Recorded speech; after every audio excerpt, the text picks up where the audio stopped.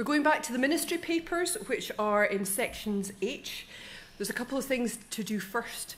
The very first thing I would like us to do this afternoon is Sarah Hall submitted a question to ministries. I would like to invite her to come up and to place that question. This question in this format is not for discussion, it's simply to allow ministries to respond. So is Sarah here somewhere? Oh, thank you, Sarah. If you would like to place your question to ministries and we'll hear a response. Thank you very much. Sarah Hall, Wessex Synod. And this is to the Retired Ministers Housing Subcommittee. While acknowledging with thanks the generosity of various terms of provision of housing for retired ministers, is the committee aware of the depth of concern and ill-feeling about the new rent policy adopted by RMHS, which is believed by many to be unjust? And please, could the committee assure General Assembly that these concerns have been heard and will be considered? Thank you. Thank you very much, Sarah. Could I invite Nicola from Ministries to respond, please? Thank you. Thank you. Thank you, Sarah, for the question. And I should, at this point, declare I am also a director of the Retired Ministers Housing Society by virtue of the fact that I am the Secretary for Ministries. To give some background, the Society's rent-setting policy and procedure was previously reviewed in 2019. Without changing the structure of or methodology used in setting rents, the review was a light touch one to simplify what was considered at the time a complex and unworkable approach. That review, amongst other changes, reflected that the annual rent increase should be tied to a measure such as CPIH or RPI. And it added 2 new bands to the rent. So anything up to 300,000 and anything over 300,000. And they were added to the rent matrix. The review did not consider the levels of rent within the rent matrix or compare them to the rent across the housing sector or other methods of rent setting. Since then, the COVID pandemic has happened, and there have been several other factors which have seen an increase in the cost of living, driven by higher fuel and material costs. These have impacted the cost of building and maintenance, as well as rents, mortgages, and house prices. Until 2023, house prices increased significantly and remained relatively high despite high borrowing challenges faced by many. House prices have had an impact on setting the Society's rent, as the capital employed is directly related to the monthly rent charged. The effect is that the Society's income did not match its expenditure. Then in January 2003, the board raised the national ceiling for purchases to 750,000. With only having 2 bands in the rent matrix, residents living in properties purchased at £305,000 and £650,000 were paying the same rent. So the new policy seeks to establish a rent-setting mechanism that closely resembles the Society's operations, which is a shared ownership methodology by using multipliers against the level of capital employed by the Society in each property. The capital employed is limited to the price of the purchase and does not include other on-costs. The mechanism creates better clarity and applies fairness in the way the Society charges rent. However, what the policy does not do is recognise that being fair does not mean treating people the same. Ministers do not start from the same position, where some may have other income, such as secular pensions or previous employment. And there is the danger that this will create a postcode lottery for where ministers will be able to afford to retire. As a director, I also acknowledge the best way of letting residents know of the change was, well, what actually happened was it was through the RMHS newsletter, and that is never a good way of communicating with your residents. So at the last RMHS AGM, we heard very clearly the negative impact the new rent policy is already having on some of our residents. I therefore want to assure General Assembly that we did hear what was being said, and the we there is the subcommittee. The subcommittee is having a joint meeting with the full board in September, and both the rent review impact and a tenant satisfaction survey will be on the agenda. Thank you. Nicola, thank you for that very detailed reply. We're not going to discuss this now. If people have further questions, please catch Nicola later and ask for further explanation. Nicola, I would also invite you to respond. You made some comments about a question that was raised in relation to paper G2 and a wider discussion you've had, and I would invite you to respond. It was a question that Lythan raised, actually. Yes, so an apology to Lythan that I didn't actually address it from here. That question was, finally, it must be recognised that this paper does not address the strategic question of what is the minimum level of ministry needed to viably build God's kingdom on earth. I want to reassure the Synod moderators and General Assembly that in that discussion with the Synod moderators, at which the General Secretary was there, we fully recognise there needs to be a greater discussion, a church-wide discussion actually, about that and about vocations. So I just wanted to give Assembly the reassurance that that discussion will happen. Thank you very much, Nicola. Apologies, Assembly, I should have perhaps said I'm Fiona Bennett and I'm immediate past moderator for those people I don't know, and I'm chairing this session. This afternoon we are going to go back and revisit paper H3, which we had a very fulsome and helpful discussion about yesterday. The Ministries Committee have been away and have come up with some proposed amendments, so I'm going to ask them to revisit. And H3 is on page 177 of the Book of Reports, if you want to have a look at that. Thank you, Nicola. So, Ministry has certainly heard what was being said about stipend support. And so under section 9, we would like to change the wording there to read stipend support as the heading. And then in 9.1, it reads, where the minister is actively engaging in the call process, their stipend should continue for 6 months whilst looking for a new call. 6.2, this support may be continued up to a further 6 months, where the minister continues to actively engage with the process. And then 9.3 reads, after 12 months, and where there is a concern for welfare, the Synod moderator shall make an application to the General Assembly Pastoral Reference and Welfare Committee for further stipend support.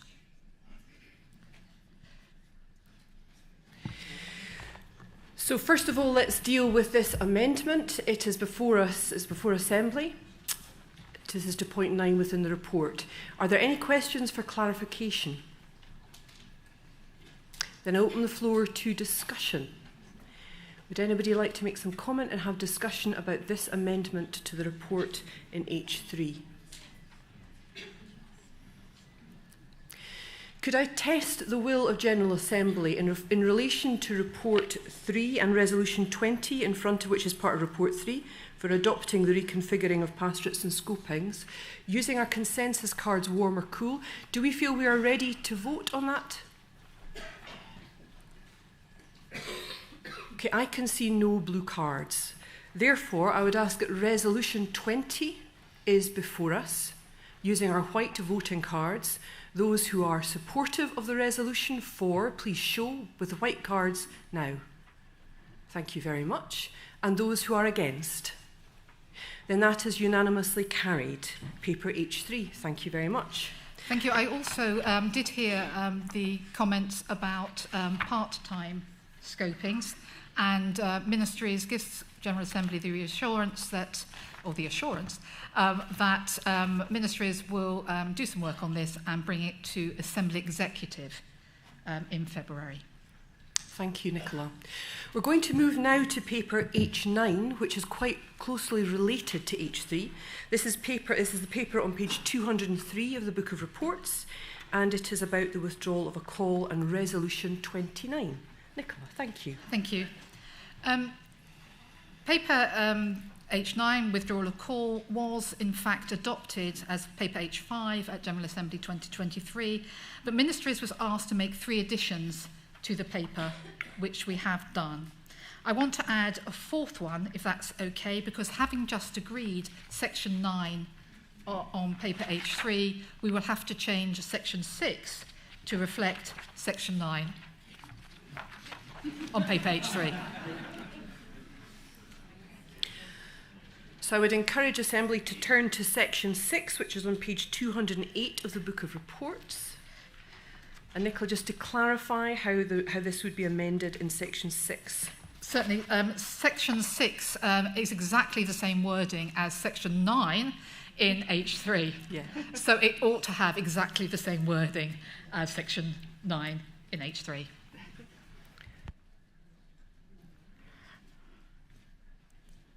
Yes. Could I ask, using consensus cards, please, this is about the amendment to the report, which is an amendment of a process. Could I ask if you are warm to this amendment or if you are cool to it? I see no blue cards. Do we need to vote on it then? No, okay, thank you. It is just a report. Okay, that's wonderful, thank you. Therefore, I'm going to put the resolution 29 before us. And I think we're simply going to go to vote. So those in support of resolution 29, please show by white cards. Thank you very much. And those who are against. Then resolution 29 is carried and the paper H9 is carried. Thank you very much, Nicola. That's excellent. Okay. We're now going to move to paper H10.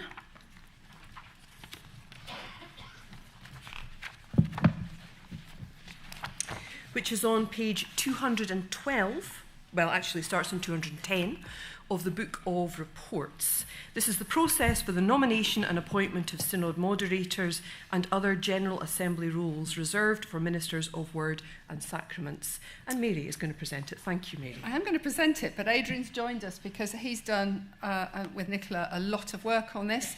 And we are aware that there are things that have been going on in the background, and so there may be a bit of discussion on this.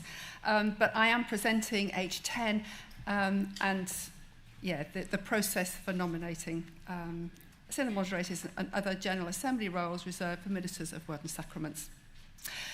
So issues surrounding the process for nomination of a synod moderator has led to the need to revisit and revise the process for the nomination and appointment of synod moderators and other General Assembly roles reserved for ministers of words and sacraments. The aim of this paper, therefore, is to propose a revised process for the nomination of synod moderators and other General Assembly roles reserved for ministers of word and sacraments. We are grateful to the convener of the Nominations Committee for querying why we have not specifically stated that the membership of the panel for General Assembly nominations, described as the pool from which people are drawn to serve, should reflect the diversity of the Church. Diversity is crucial.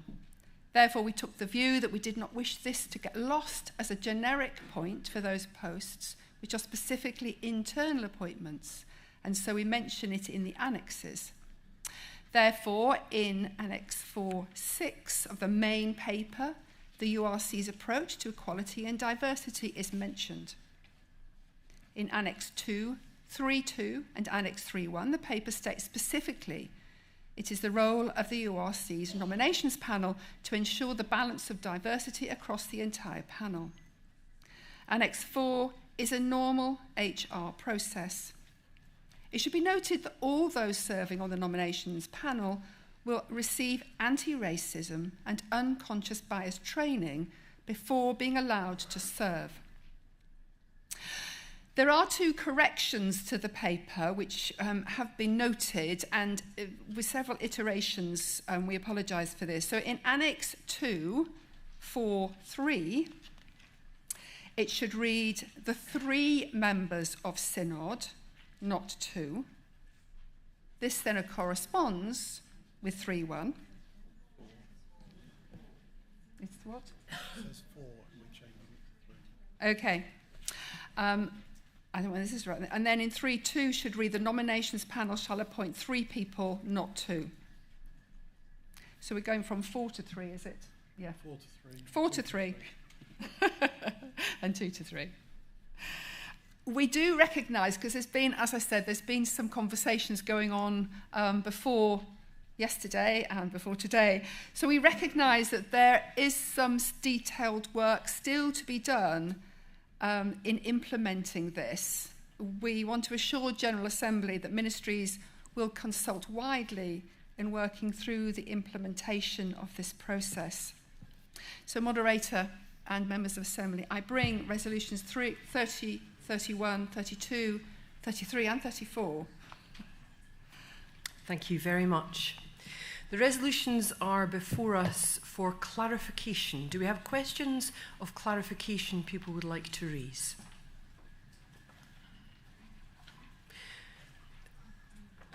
Sam, thank you.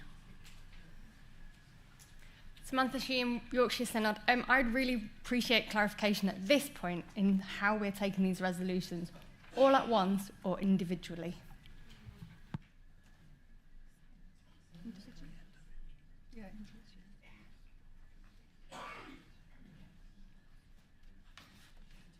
And then we'll vote on them. Absolutely. What we're going to do, Sam, thank you for the question, is we'll do the questions for clarification and the discussion, we will do it as a one, but we will vote on the resolutions separately. Okay, thank you for raising that, that's really helpful. Clarification? Thank you. Chantal Noppen, Ecumenical Rep, is that right? Yes, okay. I think this is a question for clarification, and I'm sorry if you guys already know, because you might. First of all, I was so impressed with the idea that before they serve on this thing, you have to do racism training, not racism training, that's wrong. Perhaps anti-racism training, yes. Yeah. Please use the right words, don't quote me on that, and the unconscious bias training. Like, I'm going to feed that back to the Church of England, not like I just did, because that would be bad. But I wondered if it's also part of that, or going to be, I'm neurodivergent myself, which is part of why I struggle with my words, and I'm doing some disability advocacy at the moment, and I'm aware there's a lot coming through in various denominations around disability awareness and training as to how we adapt and become more aware of that. So is that part of that as well, or will it become so, do you think?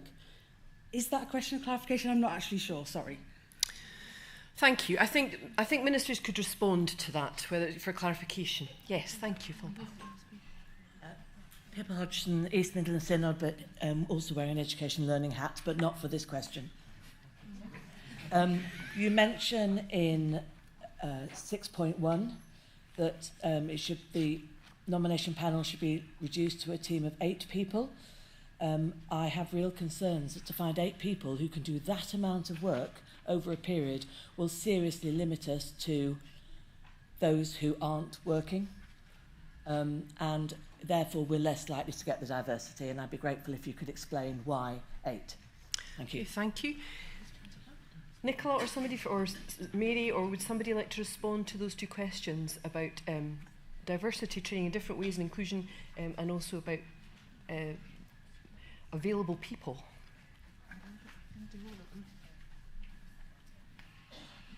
The first one was neurodiversity training, was it? And general diversity inclusion training. Yes, we do. I mean, we have already been rolling out neurodiversity and diversity training for others. So this can be included. So, yeah, that would be a vision that we would have. What was the other one? The size of the panel. Oh, the size of the panel. I think that really comes down to the level of training that people have to have. So they need to be available for that as well. So I think that covers that. The concern raised was the size of the panel would limit it to people who weren't working, if I picked that up correctly. Yeah. Was that right? Is that right? Thank you, Philippa. Can we speak to The General Secretary would like to respond.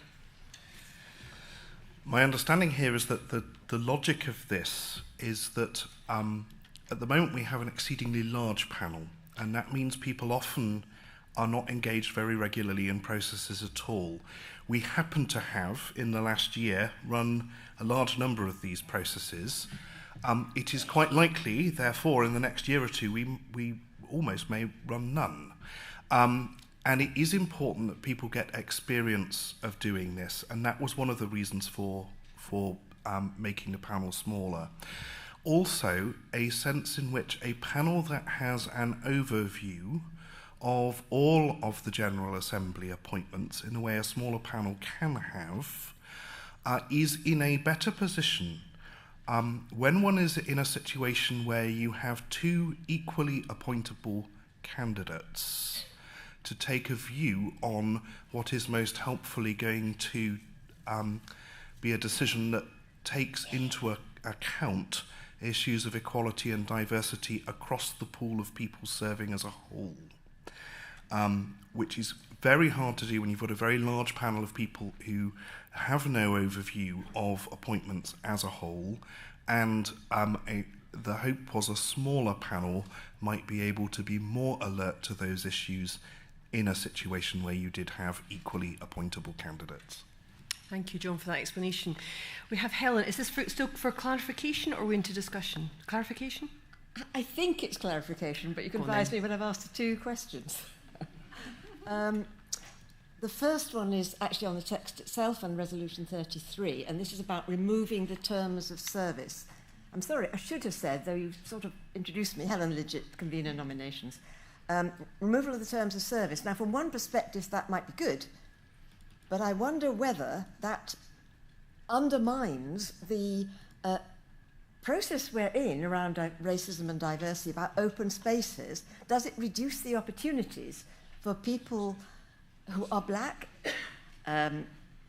women, ethnically, I'm trying to use the moderator's terms, minoritized people,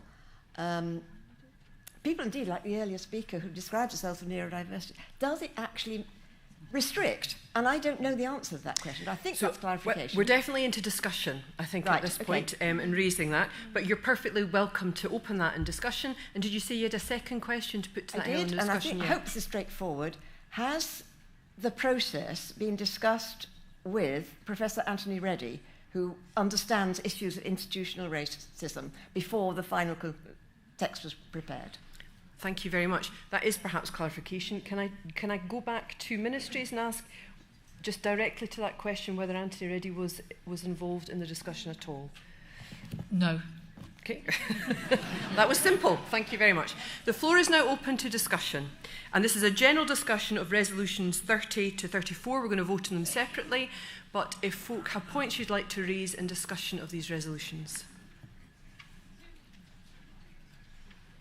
We have a few folk coming. If you've green cards, please let me see them, and we will prioritise people with green cards. So do I see two green cards over there? If you'd like to go first, please, that would be great. Not Yorkshire Synod. I appreciate what our ecumenical colleague has said, and you've said in Annex 4, Number 7, that you will take into consideration neurodiversity. I would like to propose that that should be in writing, included in point 7, that neurodiversity training will be given before going into post, so that's included in there rather than just saying you're going to follow that up. So I propose that that amendment goes in. Please. Thank you. 7. Which bit?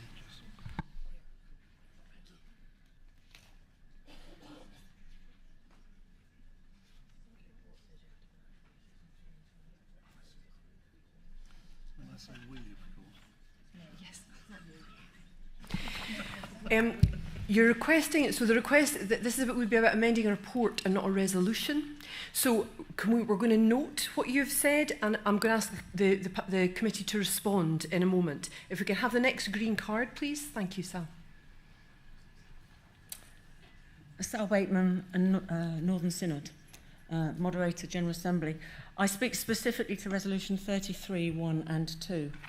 The proposed move from fixed terms to these significant appointments, because it's difficult to manage with a fixed retirement age, is not the underlying issue. I believe institutional ageism is the defining problem. Too many congregations are unwilling to appoint older ministers as they want continuity of ministry, which at any stage of life is not always achievable. We should be addressing the issue of ageism as a matter of urgency, which will help all ministers and not just those in these specific posts. Moreover, I fear this change undermines the fundamental relationship of our common life with those who are called to be more equal than others for a season. We are not the Church of England with their permanent promotions. For example, moderators are accountable to the wider church in part through a robust review process prior to concurrence of an additional term. Church congregations are invited to give their feedback on performance of their moderator. How this 5-yearly review will be structured in future, referenced in para 13.9, is not even in draft before us, which does not engender confidence. We have had moderators extend their term by a short number of years to coincide with their retirement. This resolution seems to be a sledgehammer to crack a nut and does not provide us with sufficient detail on the checks and balances that are alluded to. Finally, removing the fixed element of these appointments reduces opportunities for the movement of ministers further. If anything, we are at a point where we should be radical in a different direction, moving towards an amended core process adopting fixed-term appointments for all ministers, which not only shares ministry more equitably, but also reinvigorates local church mission and discipleship. We are called to go. Currently, we appoint to stay. Thank you. Thank you very much. On this side, thank you. Laura Everard, Wessex Synod. We were very blessed at What Do You Think to have John Bradbury, the General Secretary, with us, who explained to us some of the legality around why fixed-term appointments will be removed. But he also explained to us, and John, please correct me if you think I've paraphrased you wrong, that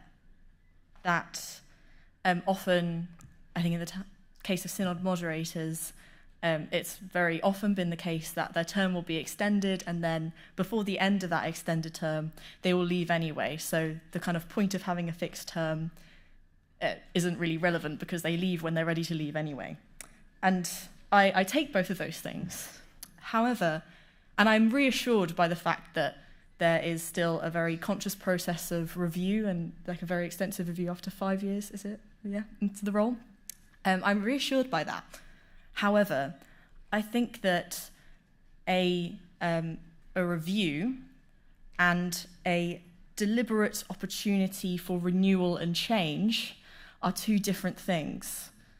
Having a fixed term gives the synod the opportunity to really consider what has happened over the past 7 years, and either to feel more confident about their synod moderator going forwards when they renew the term, or to possibly decide that it is the time for a change. And I think we need to consider why we have these fixed terms in the first place, which I don't think is really addressed in the paper, although it was addressed by John Bradbury, that it's healthy to have opportunities for change and opportunities for turnover. And so I am cool towards removing fixed terms completely. I also take the point that there's some problems with the legality of and possible discrimination based on age with fixed term appointments. I'm sure John could explain that better than I could. But I don't think that's insurmountable if we kept fixed term appointments. I think there are several ways that could be solved, perhaps in a slightly more complicated way. But if we think that it's healthy to have opportunities for change, and if we as a denomination believe that we should create more opportunities for turnover and for change, then I think maybe the more complicated path is the better one in this case.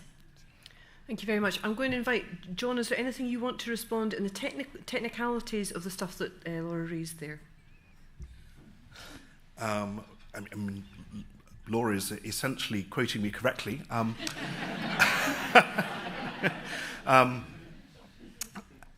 Okay, I will say roughly what I said to URC Youth, then everyone has heard it.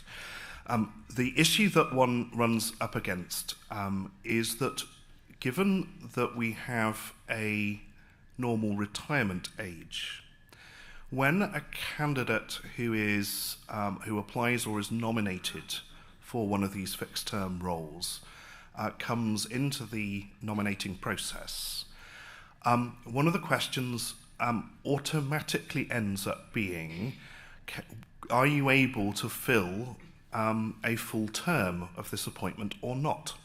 At which point you are in part basing your determination in the appointment process on that candidate's age. And that is problematic and would be quite hard for us to defend. In a sense, there is an incompatibility between a fixed retirement age and termed appointments. Put very bluntly, we could have one, we could have the other. It's very hard for us to have both. The other point that was being alluded to is that when one actually looks at what happens in reality with these appointments, a considerable number of people tend to retire from a General Assembly role, and in that sense, the question doesn't arise. And, as was said, a number of people who come into such roles at a younger age will tend to go through one renewal, and then partway through a second term, those push and pull factors by which God begins to niggle at us about vocation come into play and people move on. So it's very rare, actually, that the Holy Spirit ends up being discerned by the church to move someone on precisely at the end of the fixed term that we actually impose on people. So that's another element of the reality in all of this. Thank you, John, for clarifying. I'm going to go to Michael next. Thank you, Michael. Thank you, Moderator. Michael Hopkins, Wessex. Just in terms of declarations of interests, I am in a fixed-term appointment. I am not commenting on the parts of the paper and resolutions about fixed terms at all. This is a point of detail. I'm on page 215. I think I did say this in one round of consultation, but it may have got lost amongst other bits of detail. Paragraph 13.1 recommends a support group. That's fine. Paragraph 13.6 then gives things to a support group to do. You can only give things to a support group if you require people to have one and constitute it and ground it in everything. On a deeper point, my view is that it's actually not possible for people to offer support and review simultaneously. The simple way to resolve all of that would be in 13.6 to say that for synod moderators, the ministry development review should be initiated by the synod executive rather than with a recommended support group. Thank you very much, Michael. I'm going to ask ministers to note that, and we'll come back to it, and we're going to go to Ruben. Thank you.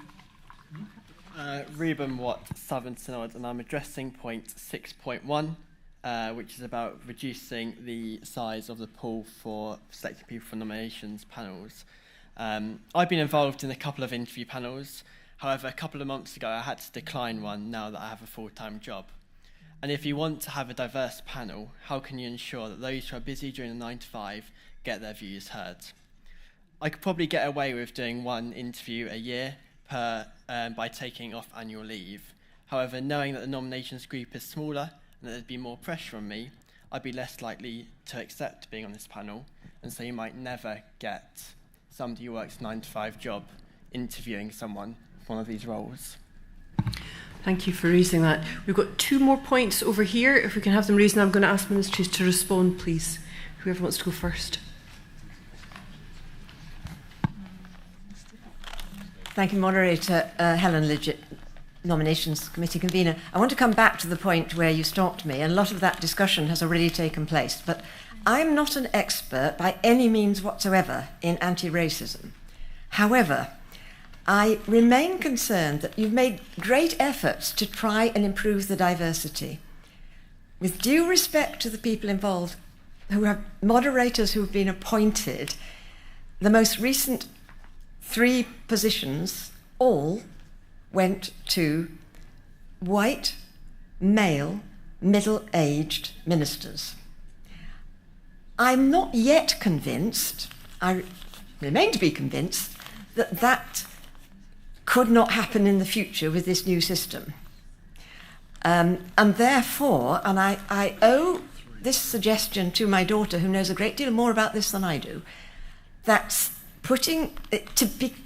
dealing with institutional racism, which this is potentially about, you need the people who are the experts to advise. And it was she who suggested that you needed to sit down with someone like Professor Anthony Reddy, whom she knows, to go through it and just see whether there are ways in which it could be improved. And, for example, things like how the making spaces could potentially be blocked by some of the processes. I don't know. I'm just putting this before you. Thank you very much. And yes, our final speaker. Thank you. Moderator Tom Osborne, Methodist Ecumenical Representative, and I decided to get up when I heard mention of a more general introduction of fixed terms, etc., because as you might be aware, in Methodism, we have something that looks a little like that. I use that term, though, carefully, a little like that, because actually our terms are not fixed. Review of them is fixed.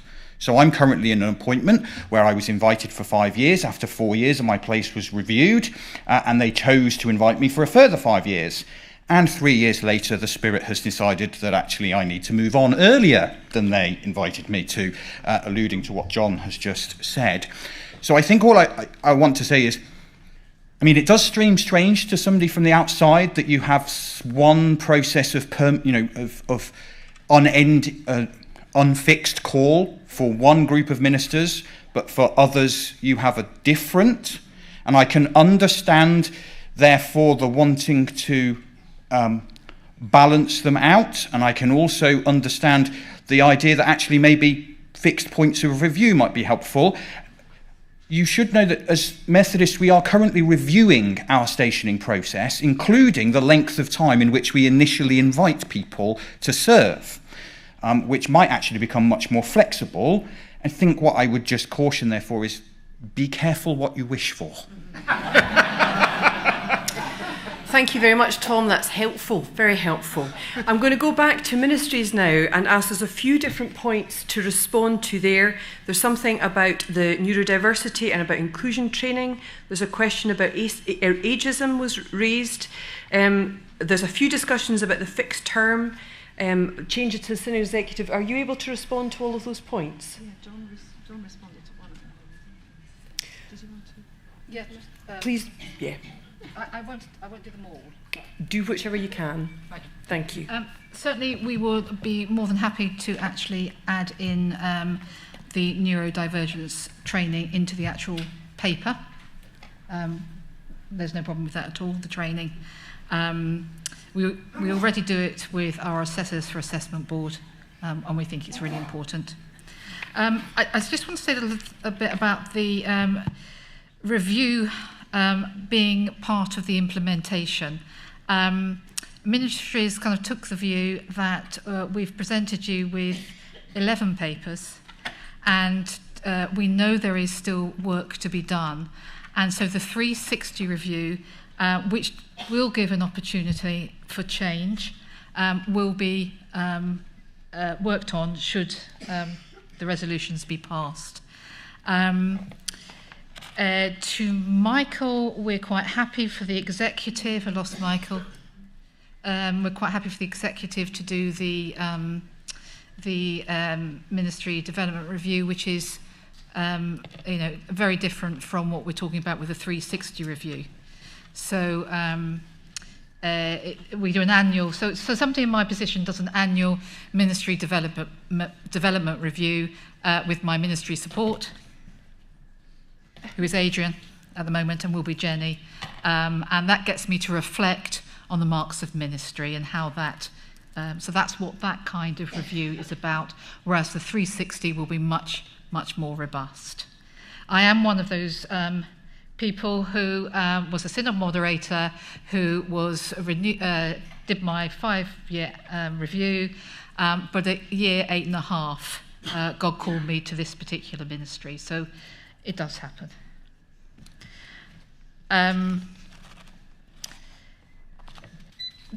I think what I would want to say to Helen and Anthony Reddy is this is a process which is ministry's HR process, if I can put it in those terms. I think any other consultation happens afterwards. So there, as I keep saying, there is still some implementation to be done. So if Assembly would hear that we're quite happy to consult with others when we need to do the other bits that need to flesh some of this out. But at this stage, when I said no and then sat down quickly that we hadn't talked to Anthony, that wasn't by any means meant to be rude. It is just that hasn't been part of the process to date. I'm going to pass over to Mary to talk about ageism. Ageism, yeah.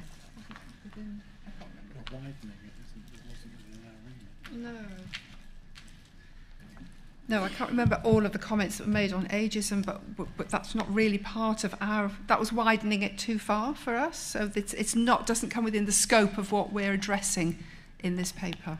Does that? Everybody else is looking blank at me as well. Yeah.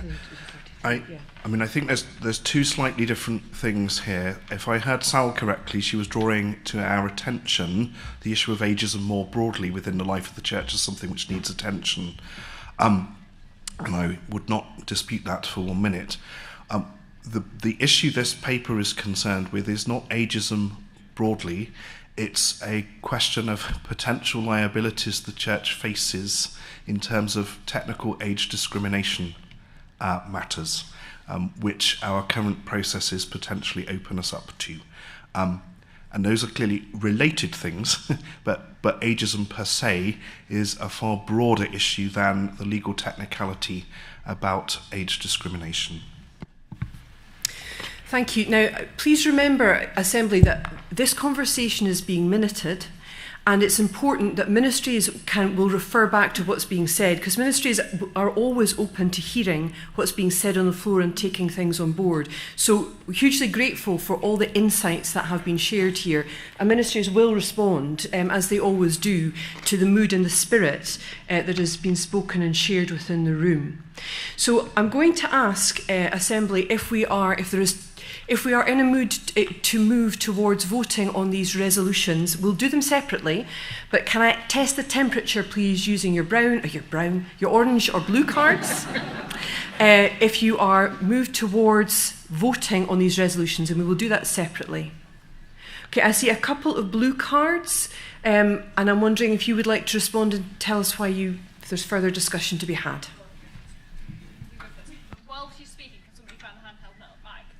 Yeah, there's a request for the handheld mic to be brought down to the side here, please, if that's possible. Laura Everard, Wessex Synod. Thank you, Nicola, for the clarification that the 360 review will include an opportunity for change.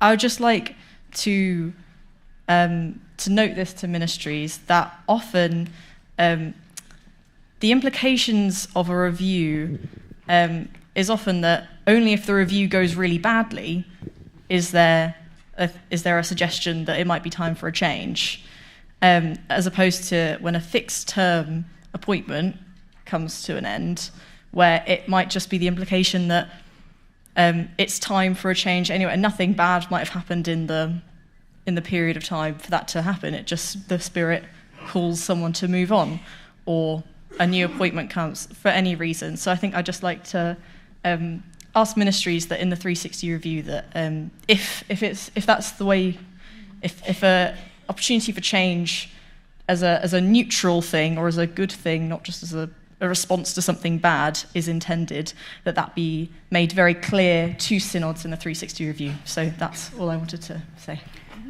And ministries are noting that. So thank you very much, Laura. Thank you. Yes.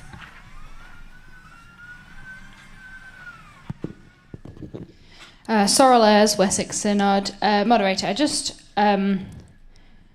I anticipate this being taken positively by the committee, but I'd like to raise it anyway. And I also recognise that this may be seen as a little pernickety by Assembly, and I will explain why I'm not just doing it to be annoying in a moment. Is it worth just raising, could we, there's been an acceptance of potentially including neurodiversity training. I would just suggest that be broadened to disability training. I'm aware, again, that sounds a bit like I'm there like, what about me? But I mean, I sort of come under both categories, but it isn't hypothetical. Something I'm really interested in disability theology, and something that comes up a lot is with regard to practical disability theology, is the fact that the church can often hold a lack of imagination about how posts can be carried out. I can see you nodding at me there. For example, I medically can't drive, which I can see people that not deliberately thought about it might see that meant I couldn't be, not that I'm ever going to be or likely to be in the next 20 years, but couldn't be a synod moderator because I couldn't travel around to the different places easily. I could see that being something that comes up in somebody's brain, and unconsciously that means that they're less likely to select somebody, not me, somebody else without that ability. I'd also just like to note that, again, I'm bringing it up because it's not hypothetical for me. I've been in the job market for 7 years now, since I was 16. I've been working since I was 16 in various ways. In the last 3, it's been necessary for me to declare a disability, and I have already had a job offer rescinded upon declaration of disability in those 3 years. This is just why I'm bringing it up without being, too, what about this, what about that? So I appreciate your time on that. Thank you very much for sharing that and for shifting some of our unconscious bias into conscious, and that's really helpful. Can I ask ministries just to respond? Thank you, Nicola. Thank you, Sorrel. Just to say, we have ministers who do not drive, we've had moderators who do not drive, probably arguably the two most difficult synods to get round.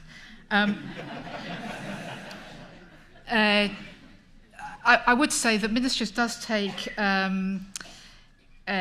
disability very seriously, and one of my roles is to organise occupational health assessments so that we can make reasonable adjustments and help local churches make reasonable adjustments where appropriate. So yes, we're happy to add that in as well. Thank you very much for raising those things. You move us on as a people through all of that, so thank you. Can I check the will of Assembly again? Are we ready to move to voting on these resolutions separately? Thank you very much. Then we will do just that. So we're going to Resolution 30, and this we're moving into white cards. So Resolution 30, I don't know if they're coming up on the screen or not, but it's certainly in the printed matter. It's there. It is before us. We're simply going to move directly to vote. So those in favour of Resolution 30, please show with white cards. Thank you very much. And those against? Okay, we have a couple against, but it is carried. Thank you very much. We'll put Resolution 31 before us. It is there on the screens. Again, using our white cards, those in favour, please show. Thank you very much. And those against? Again, a couple against, but that is carried. We have Resolution 32 before us, and it is on the screen.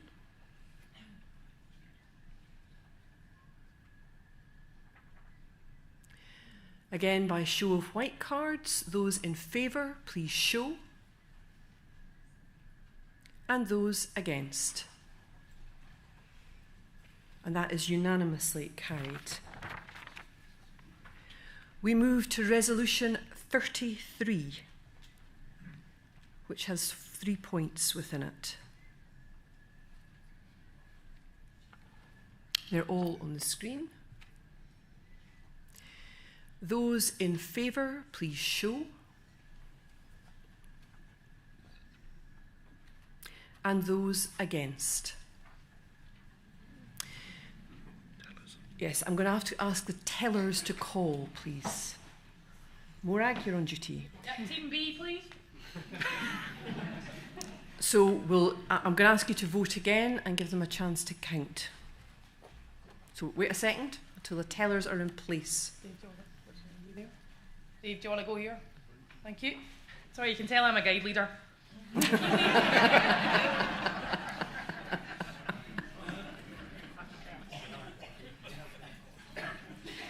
Okay, so Resolution 33 is before us. Those in favour, please raise your white cards.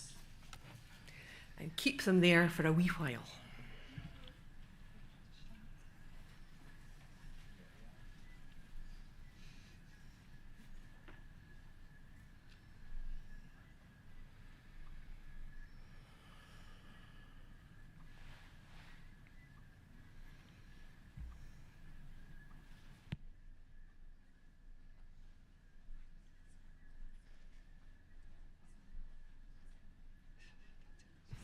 I think you can put your hands down now.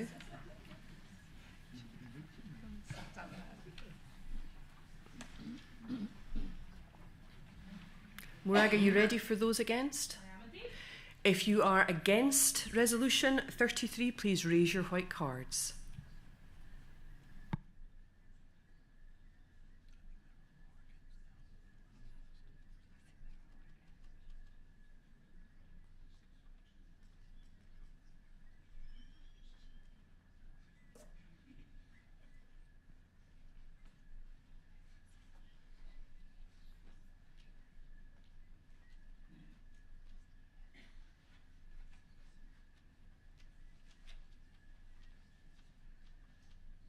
And you can lower your hands, thank you.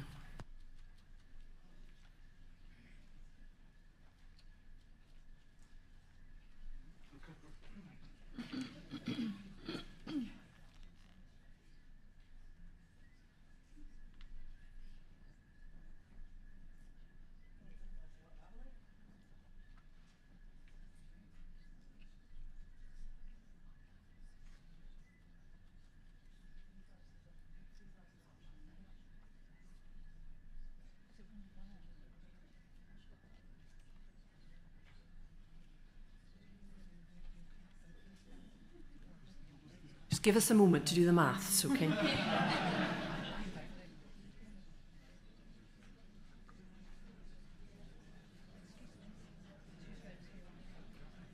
Nobody counted that's up here.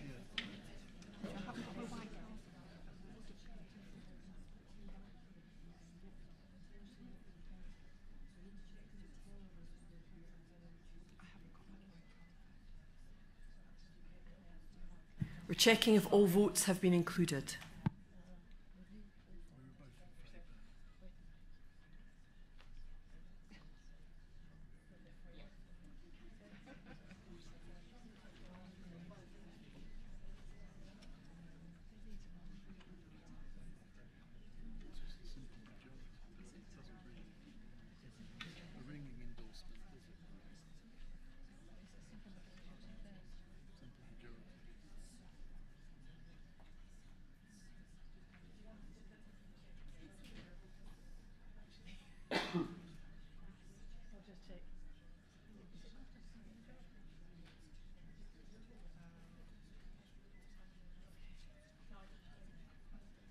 Forgive us, this is a 2/3 majority and it's very close, so we're just being very accurate about vote numbers, so your patience, please.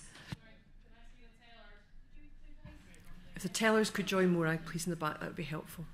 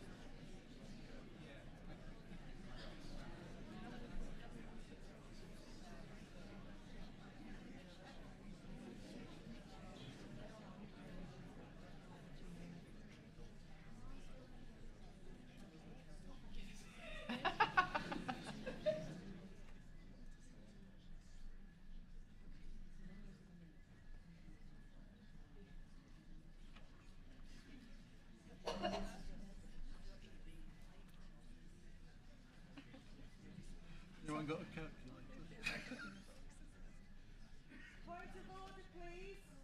I don't believe that the votes of the people sitting on the floor at the back here were counted. Okay, we're going to start again. Now, let's just be really clear. Everybody who wants to vote must absolutely raise a white card. We'll do it clearly all over again. It's very close. So this is why it needs to be accurate. I'd ask the tellers to come forward again, please. Moderator, could you ask people to come into the hall if they want to vote, just in case there's anybody out? Certainly.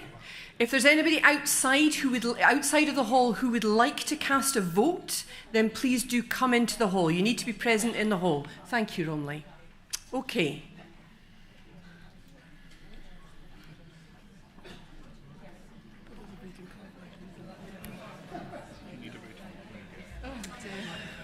All right, members of Assembly, we have Resolution 33 in front of us, hopefully for a final time.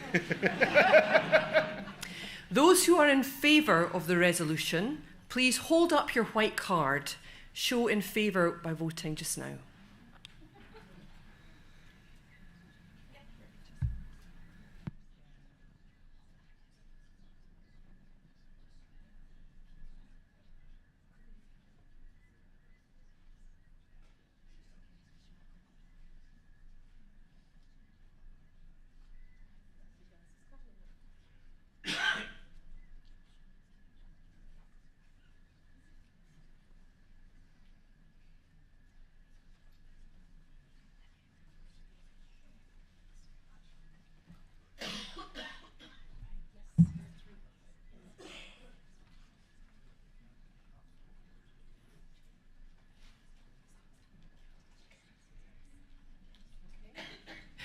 Put your hands down, please. Thank you very much. Those against, please show with white cards.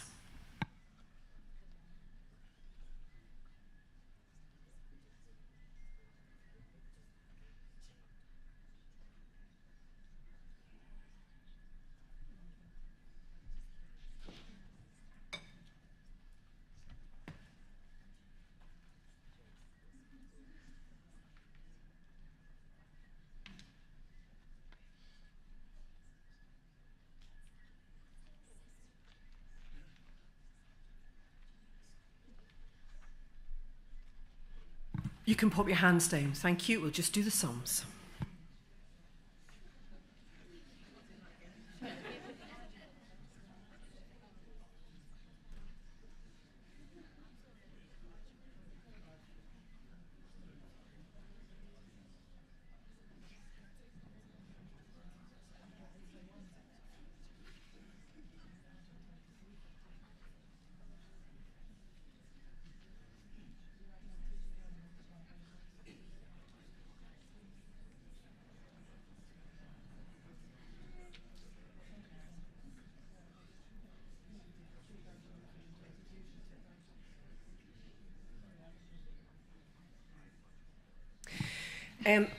Resolution 33 has not been sustained by a 2/3 majority, which is what we would need. So this resolution falls. We now go to Resolution 34, which is before us.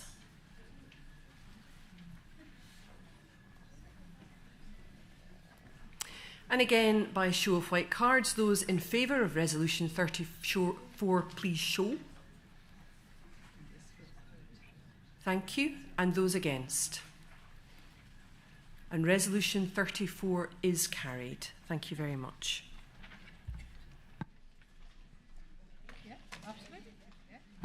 Thank you very much, Assembly. It is good to hear and to read the room.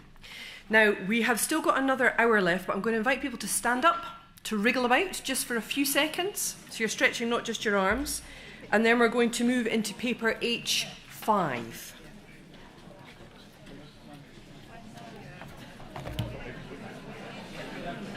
How interesting, eh?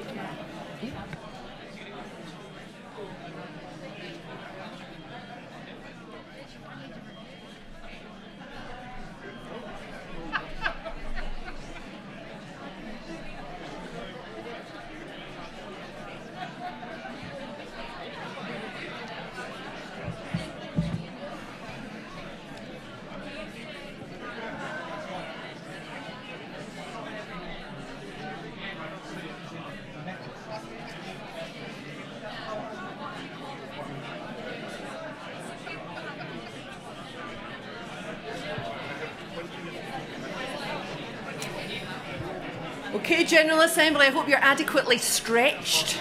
Not racked, but stretched.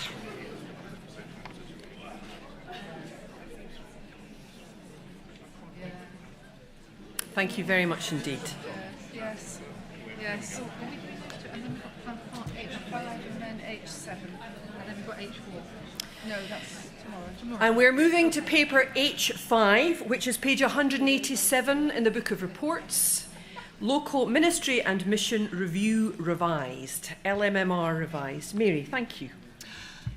Thank you, General Assembly. Thank you for, as well, behind the scenes, so much comments with the previous one, and we'll carry on working with it because it is obviously still a work in progress, but thank you. I think you probably would have noticed that ministries are bringing a number of papers to this assembly. I've had a few comments about it.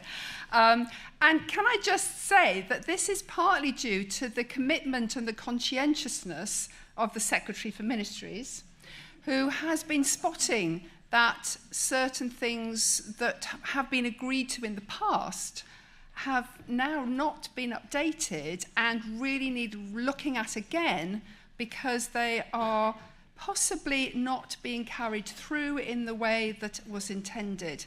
So therefore, that is why I'm bringing paper H5 on behalf of the Ministries Committee, where we are going to be suggesting an update to the Local Mission and Ministry Review, LMMR.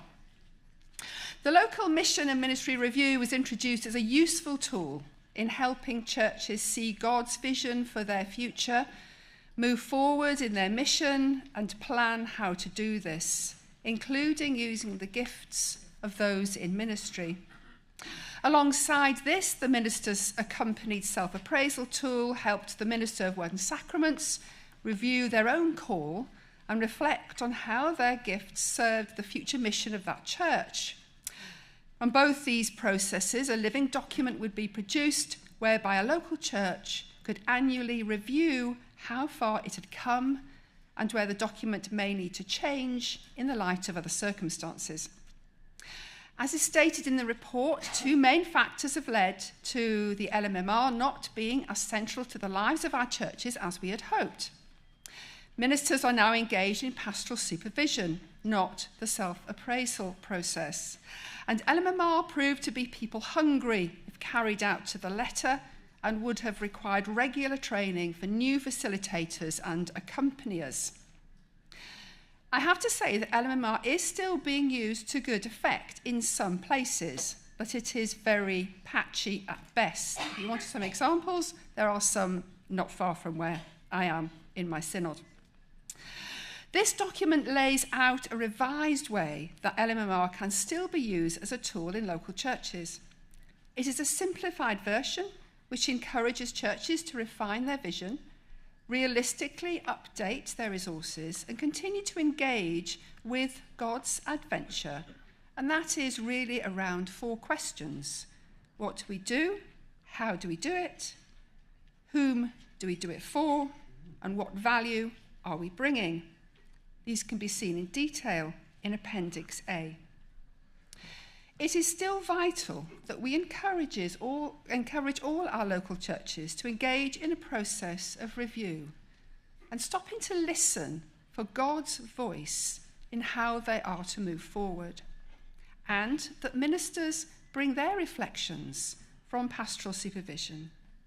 So on behalf of the committee, I move this Resolution 25, General Assembly adopts the revised Local Mission and Ministry Review and commends it for use in local churches and pastorates.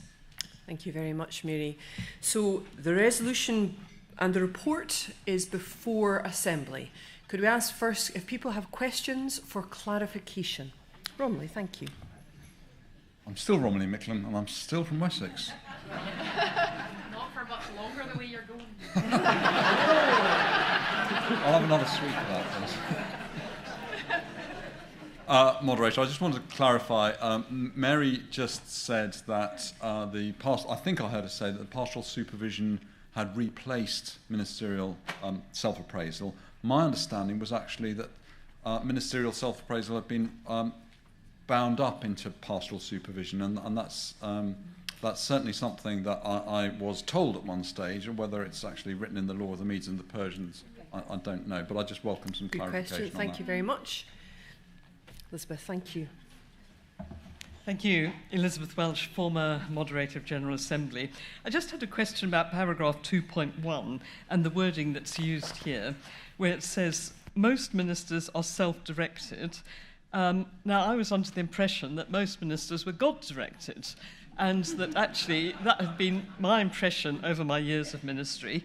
It goes on to say, we are in control of our own diary. When did I ever be in control of my own diary? It felt like when I was working in the local church, it was with the elders and what was going on in the local church and the community that was controlling my diary. And when I was in the synod moderator, it was what other churches and districts, as they were in those days, were suggesting. And enjoy a valued and valuable sense of autonomy. I don't think I've ever felt autonomous. And I just wondered, really, where all that understanding had come from. Thank you very much, Elizabeth. We've got 2 more questions for clarification. Yes, please, first time. Thank you. Kate Gartside, Mersey Synod, and I would add, Senior Accredited Pastoral Supervisor. So I work with a number of ministers, many of whom are URC. I'm well aware that the marks, the review process that we used to go through as a minister has to some extent been incorporated within pastoral supervision. I do have a question, I'll get round to it.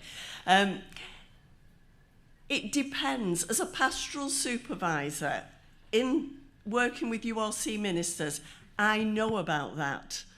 But if I was a pastoral supervisor, either from the secular world or from another denomination, I would rely on my supervisee giving me information around that so that we can hold a conversation. So my question is, are we going to encourage, I welcome the living document, by the way, are we going to encourage ministers to speak to their supervisors and therefore enable that conversation to take place? Okay, thank you very much. And I think one final, this is for clarification. Still Tom Osborne, still Methodist rep. You're not the only one. This is, I might be back to say something in the debate as a reflection, but this is for a clarification. Is there anything in the process to keep those churches that are LEPs with a URC element aware of this process and its benefits when they are overseen by ministers who are not of this tradition, and therefore, until, for example, today, or when I read the papers, wasn't even aware it existed, and therefore my URC part LEPs wouldn't even know about this. So is there something in the process that specifically ensures LEPs are aware of this process? Thank you, Tom. I'm going to ask ministers, so there's a few questions about supervision and about ministers there and about LEPs. Yes, please. The last one? No, to Elizabeth's point. I'll do these pastoral supervision. And the first one was, yeah. I think the answer to Romilly was it has been replaced. So whatever was verbalised before, I can't see Romilly now. There he is. Yes, it has formally been replaced. And yes, Elizabeth, or yeah. John is going to respond to Elizabeth's question. Yes. My eyebrows raise at those words exactly like Elizabeth's do, but I can tell you exactly where they come from and why they're there. And that is one of the joys I get occasionally as General Secretary is to sit in employment tribunal rooms as processes are unfolding. And as you'll be aware, ministers are bearers of an office and they are not technically employees. And one of the ways in which those things are distinguished are about the extent to which your work is directed by direct line management. So, Absolutely. My ministries, all of them, have been as constrained by other people's diaries as Elizabeth describes, and I'm sure most of us recognise. But we as ministers are the ones who balance those competing demands and work with elders to work out how schedules fit together and how we're going to make our commitments to the local church and our commitments to the communities those churches are in function, and so on and so forth. We are not line managed ever in the sense of having anybody directing our work, telling us that this week your priorities must be these 4 things and nothing else, and that you must prioritise these 5 meetings over those 6 meetings. That kind of direction and line management, as might well be common in some worlds of work, is not the lived experience or reality of ministry. And when one sits in a tribunal room, one is often making that point precisely, that we, in that sense, have control over our own diaries, however little it feels like it. But we are the ones at the centre managing those competing demands and working out how we are faithful to God in responding to them. We are not told how to do that by a superior who is directing our time. And that is the very specific reason that this paper is worded in the way it is. And that's in part so that if I'm required to sit in yet further tribunal rooms at any point, that point is clear in papers such as this. Thank you very much, John. Can I ask ministers, it's particularly about the LEP point, but there might be something else as well that you want to raise? Or anything else, Nicola, in response to questions, please do. Yeah, how do LEPs know about it? Yeah. It would be, I mean, they should know about LMMR because in 2008 it exists. It's not as if it doesn't exist. So perhaps ministries needs to write to all the churches to remind the churches. But it's the churches, because the churches are the ones that are responsible for the producing a living document. Yes. John has just reminded me that it's about synods, that synods also need to be part of the driving force in helping churches to be able to use it. Nicola, is there anything you want to Yeah, I respond just about wanted to supervision? reply to Thank you. Kate, and the answer is yes. I would encourage supervisees to talk to their supervisors. I was very fortunate to be asked to reflect with Jane Bingham on the Methodist pastoral supervision process. And one of the things that came to me from that was how in our process we kind of don't, as ministers, get an opportunity to reflect with our churches in any sort of semi-formal way. And so this kind of light touch LMMR is the opportunity really to bring the two back together. And what we're suggesting is once a year to have that kind of conversation. To think, the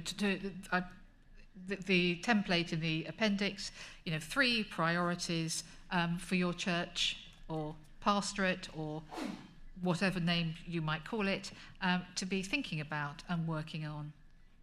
Thank you very much. Now, these were questions for clarification which have led into some discussion, because none of these things are simplistic, are they?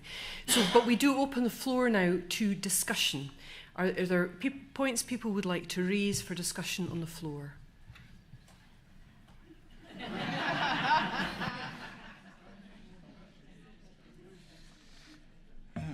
Moderator, Tom Osborne, Methodist rep. Firstly, I just want to say, wow. I wish the Methodist Church could sometimes produce documents with this helpful and this simple. I will be taking it back to my LEPs and encouraging them to make use of it. At the same time, however, I would want to add into the mix my experience as a Methodist superintendent who in less than 7 years has had a circuit go from 18 congregations to 9. Because that's necessary, And therefore, actually, I would want us to just encourage everybody, including me who will be using this document, to recognise that one of the positive outcomes of this process might be to recognise mission over in this place for this group of people. And the document doesn't expressly say that, and I'm not suggesting it should, I'm not looking to make amendments, but just from this assembly to go out and recognise that that can be a genuine, positive, God-led outcome of doing an LMMR, and I encourage that just to hold that in our thoughts as we take the process forward. Thank you for that. Listen, yes. Lithan Evard, Eastern Synod, of which Tom is a minister. Why does Tom not know anything about this? I think when I came into post, we didn't have an LMMR rep. It felt like another overwhelming thing, and I think particularly because trying to find a company was so difficult. So I welcome the light touch. I think that's going to help us. We ask all churches who want substantial grants from the Synod to go through mission reviews, whether that's for money from a mission grant or whether it's property, because we think that mission is an important part of that. I think this tool will help us in giving a framework to churches who haven't quite understood why that need is. So I do welcome the fact that we're kind of released from finding accompaniers, although we probably will need to find those who will help churches to work it through. But that's where we are, and I'm glad to hear what Tom said. Could I test the will of Assembly? Are we ready to vote on this resolution using your orange and blue cards? I see no blue cards. So we're going to put resolution 25 with a subsequent paper. Again, noting that the conversation has been minuted and heard, and we really appreciate the conversation that's gone on. So resolution 25 is before us. Those in favour, please show with your white cards. Thank you very much. And those against? That is carried. Thank you very much indeed. We're now going to go to paper H7, which is also in ministries.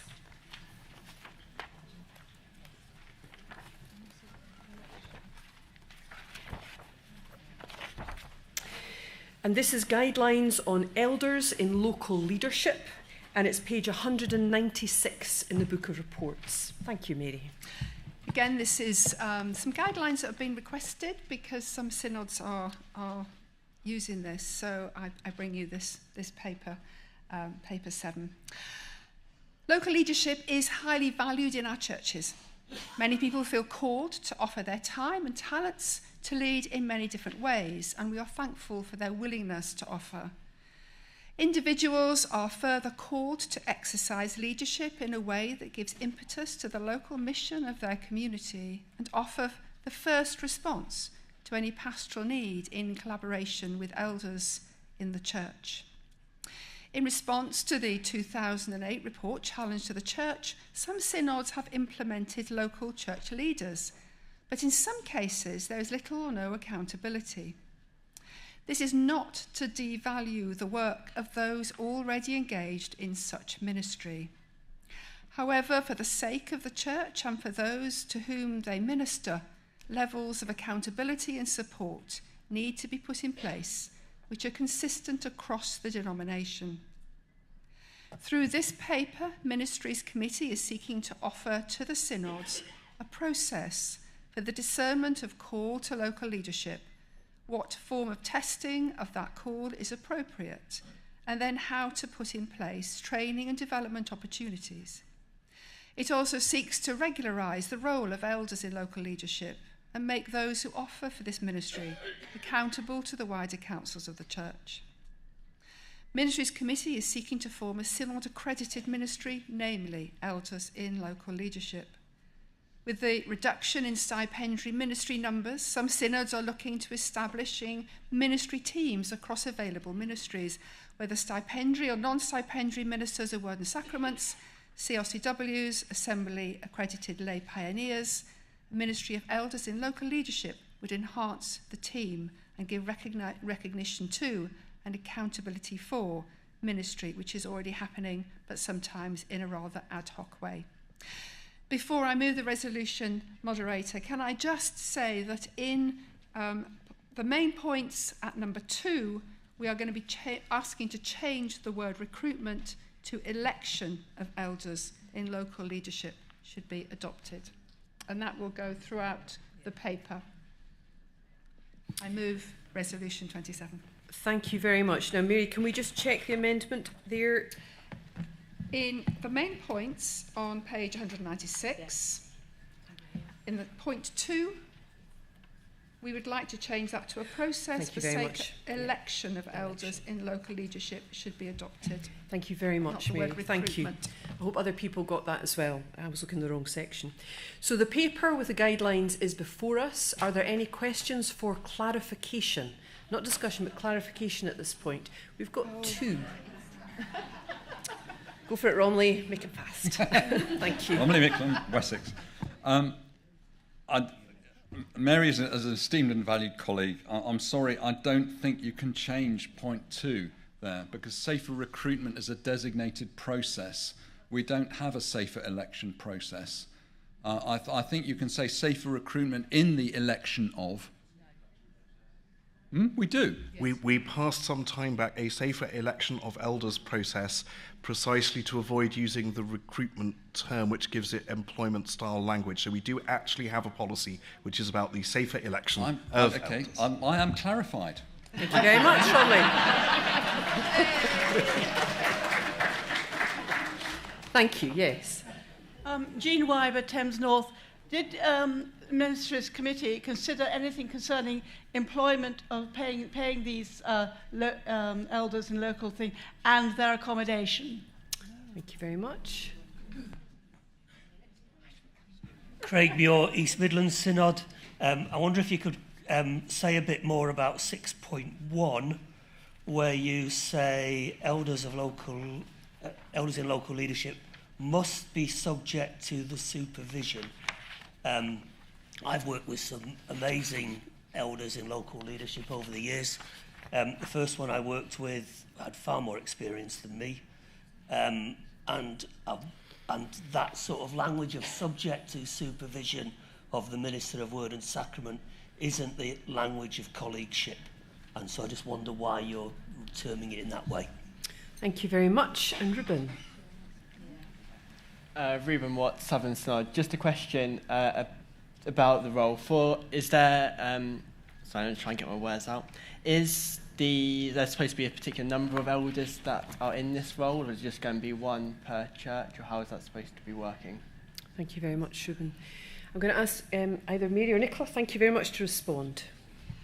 So I'll answer Reuben first. I mean, it's whoever God calls to the ministry. Oh, how I would wish God would call a person to each church. You know, I think the leadership is really, really important. To Craig, I now can see, having seen, I can't see where Craig's gone. Thank you, Craig. It is quite stark language, and I can only apologise for that. In ministers looking at this, we were trying to make a distinction between this and between non-stipendiary Model 4. I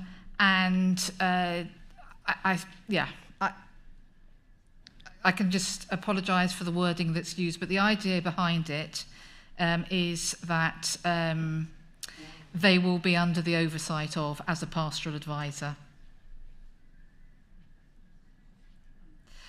Am I allowed to tidy up? Yeah. Yes. So because this is, sorry, do you want to say that, John? Sorry. Yeah, sorry, we're sort of passing messages up and down here. Yeah. It's also about that oversight comes from a minister appointed by the Synod, so it's not necessarily going to be an immediate colleague minister to create a hierarchical relationship locally. It could be that the synod chooses to appoint a seasoned, experienced minister to exercise that supervisory relationship with such a local lay leader.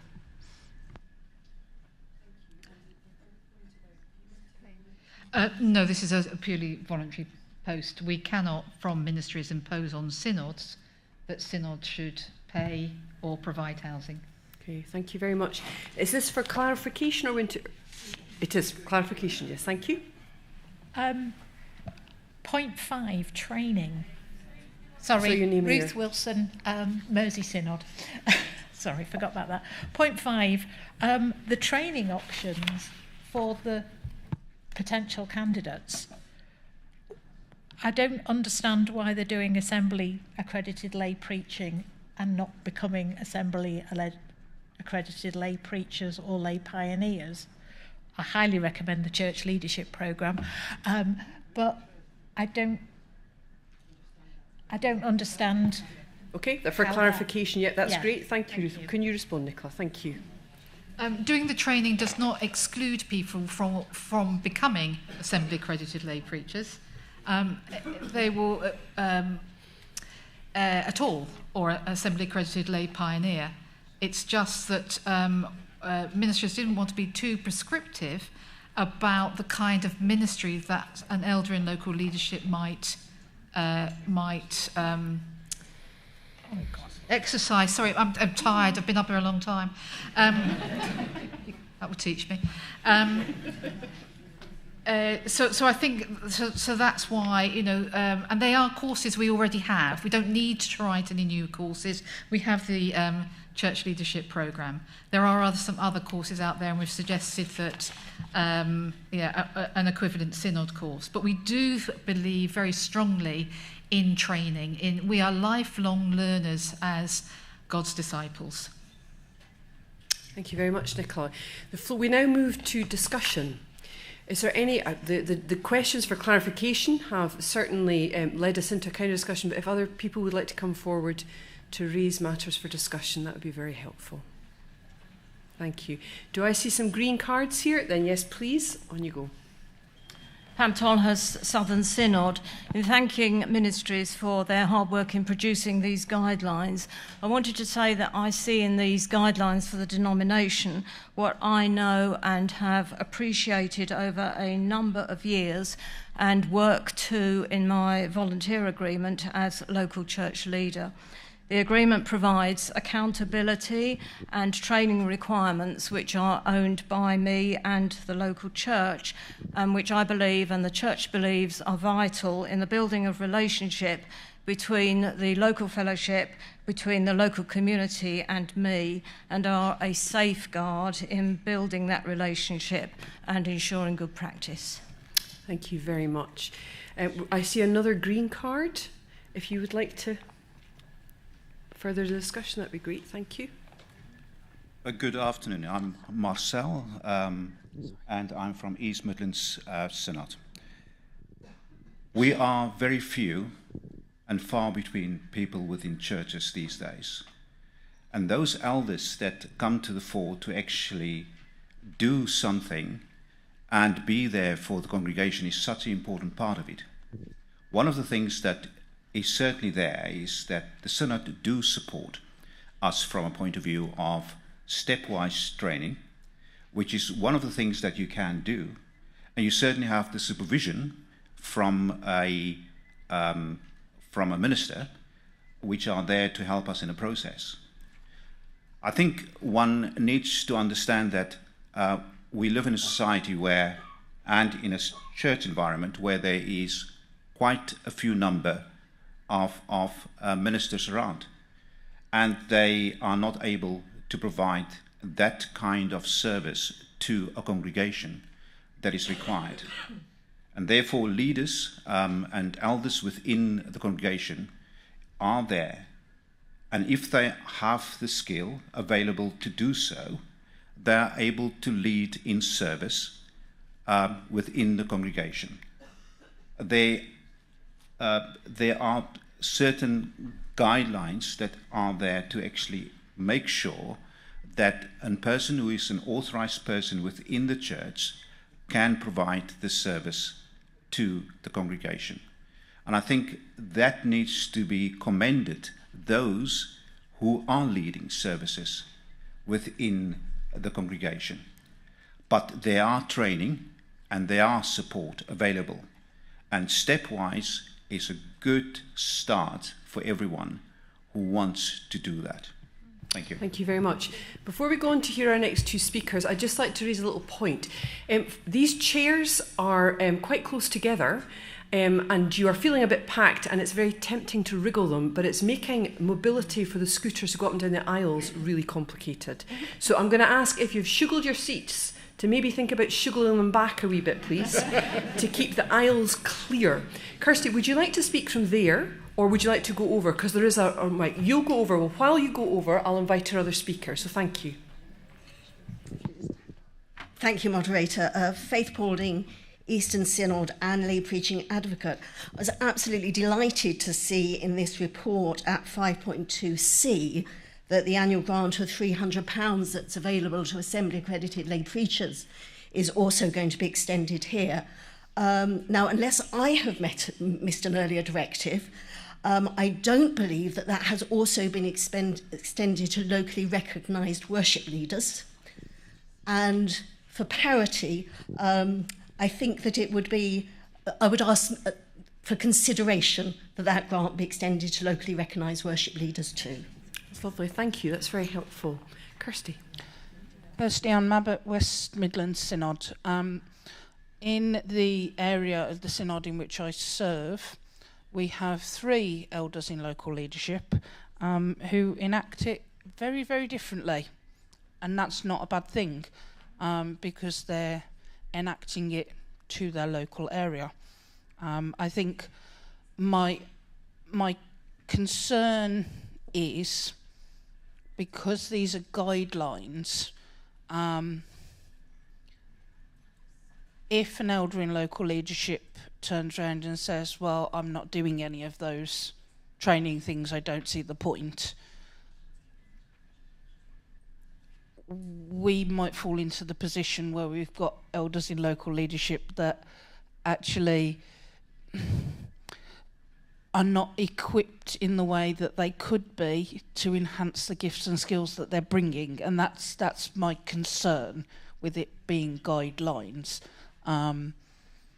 Is there any way we can say some of these things have to be done and some of these things are recommended? I know it's pushing it, and I know people are volunteers, but natural gifts and skills are not enough for you to enact any form of ministry. It's a starting point, and that's the same with ministers of word and sacrament and CRCWs. When we have our call affirmed during the discernment process, they don't say, right, you can go straight out and do those things. They recognise you have gifts and skills, but that you still have to have training. And then you, after your initial training, you have supported training, and then you have lifelong training. Should we not be encouraging a little bit more strongly that our elders in local leadership are doing the same? Thank you very much. I don't see any other points being raised just now for discussion. I'm going to ask if Nicola or Mary could respond to those raised. That would be really helpful. Thank you. Thank you. To Faith, some synods give finance to locally recognised worship leaders because it's a very much a synod. I've lost Faith again. A synod thing. Thank you. I mean, we can. I've lost Faith again. Sorry. Oh yeah. Okay. That's okay. Thank you. I look forward to working with you, Jenny. So I think the synod moderators are here and have heard your request. It is not something actually ministries could discuss because it wouldn't come out of my budget, so I'd have to speak to education of learning anyway. But in the first instance, I would encourage locally recognised worship leaders to speak to their synods for funding. To Kirsty, this began as an assembly accredited ministry. And it was soon, in discussion with ministries, we felt actually that the right place for elders in local leadership sat with the synods. And that is why it becomes guidelines rather than something which is assembly accredited.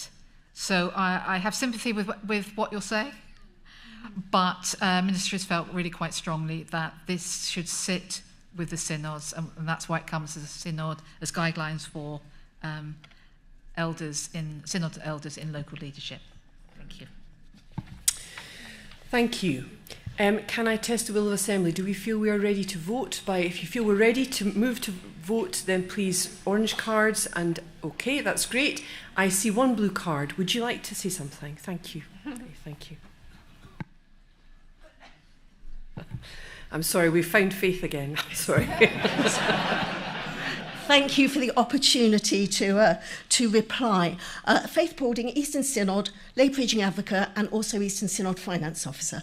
So thank you. I'm well aware that synods offer grant to synod recognised lay preachers. There is now an assembly-directed route to locally recognised worship leaders, and for parity with what we're talking about today, and also my understanding from education and learning, that the budget for the grant isn't met, that there is always a residue at the end of the year on the grant, is actually we have the financial scope to extend the £300 annual grant to locally recognised worship leaders as well. Thank you, Faith. Do you want to respond? Oh, could Jenny possibly respond? Thank you, Jenny. Since you're here, that's great. Jenny Mills, permission to speak. Jenny Mills, Secretary for Education and Learning. There is a Assembly recommended, locally recognised worship leader direction of training. It is for the Synod to decide what process they use. We don't dictate it. It is entirely up to the Synod. The majority of Synods use the stepwise direction. There are some Synods that don't. It is not an Assembly-directed course. If Assembly did want an Assembly a course equivalent to something like the Assembly accredited lay preachers, we would be more than willing to look at that. But at the moment, we have been given advice and synods have made their choices. You are correct. We've done some figures recently that only 11% of Assembly accredited lay preachers access their £300 grant per year. A number of them don't seem to know about it, even though we tell them. A number of them say this is their service to the church and choose not to do it. Some of them aren't really sure what they're allowed to get it on, and I think we heard recently there was some misunderstanding that they had to get permission to spend it before they could spend it and claim it back. So there is that, but we would not expect to fund a synod ministry. We are more than willing to. We keep trying to fund other training as much as we can. But in response to those, there is a residue for that, but that's not our place at the moment. Thank you for that clarification. Can I go back to General Assembly? Are we ready to move to vote? I see no blue cards. So resolution 27 is before us with the guidelines. Once again, I would invite us to note that this has been minuted and ministries have heard the discussion and that will influence things. So resolution 27 is before us. If you are in favour of supporting the motion, please show with your white cards. Thank you very much. And those who are against? Thank you very much. Then resolution 27 is carried. General Assembly, it's 6:10, but it feels quite significant, if possible, if we could go back to paper I3 to see where we can get with that tonight. So I'm going to thank Nicola and Mary. a lot of the work that has been done is, yes, Nicola's been picking up on bits, but also Nicola has been completing with other people work that General Assembly and Assembly Executive have required. So we are very grateful for the masses of work that has gone on, helping us to keep good order. So thank you very much indeed. Thank you. Thank you.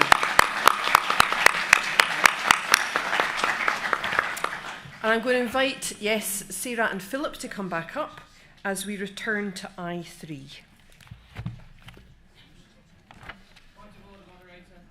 Yes. Would you like this in closed discussion again? Thank you very much. Just the live stream terminal. So again, reflecting what we did last time in the last session, we're going to ask, please.